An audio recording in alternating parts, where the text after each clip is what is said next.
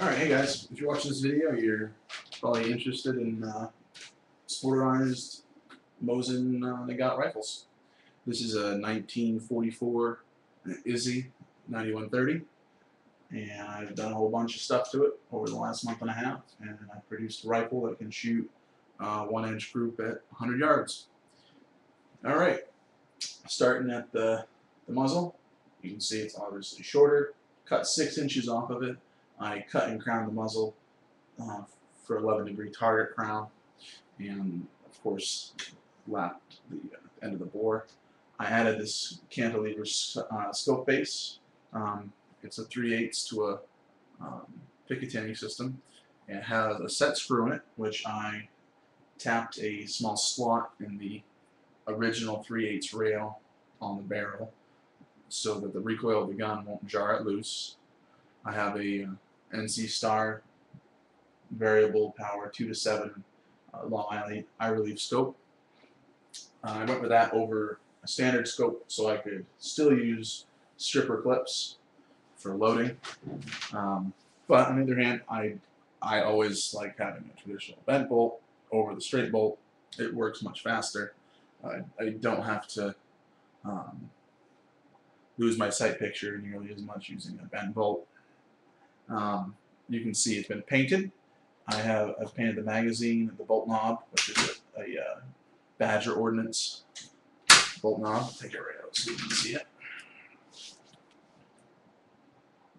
And you can see where we cut the original bolt knob off and took a grade 8 or a grade 5 bolt on this round, welded it on there, polished it up, bent it down, actually kicked it out about a 10-degree angle and a little sweep back.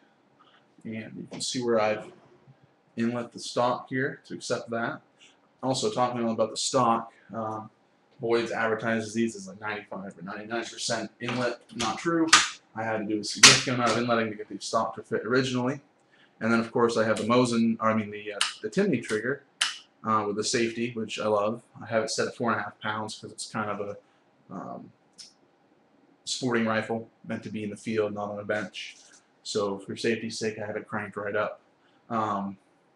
Still breaks like glass. But then to make the trigger group fit, I had to inlet more and more. And then for the bedding, I had to do a lot more relief.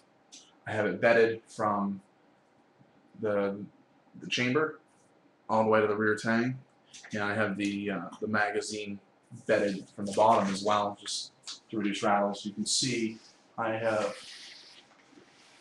floated the barrel, and I think the ratio of barrel length to barrel float has come out well. It was just a shot in the dark. I had no scientific data. The barrel harmonics work out well. It shoots very tight groups, even with cheap, shitty surplus ammo, or even the Wolf commercial ammo. It still shoots very, very accurately. This is not the original cocking piece. This is actually off of my 1934 Izzy. I'm going to replace this because this is matching parts to the other rifle.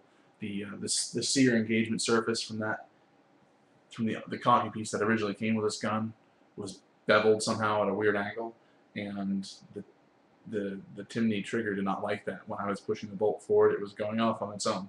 Obviously, creates problems. So I will be doing a modification to the cocking piece, because when you open it up, it comes very close to the stock, and if you have that little bit of Mosin bolt wobble, you can almost get it to touch the stock, and I'm sure that if you slapped it, it would definitely mar the stock. And $110 stock, we don't want that, now do we? That is pretty much my scout project. I'm going to be adding an ammo carrier to it. Just one of those midway leather cheap piece ammunition carriers. I might add a lightweight aluminum bipod, but this is pretty much how it's gonna function, and it works flawlessly. If you guys have any questions or comments, please let me know. I spent a lot of time researching and then actually doing the work myself. And besides a Dremel tool, I didn't really need anything specific to do this. Some feeler gauges come in handy for like the scope mounting, but a deck of playing cards works just as well. And that's it. Thanks for watching, guys. Let me know what you think.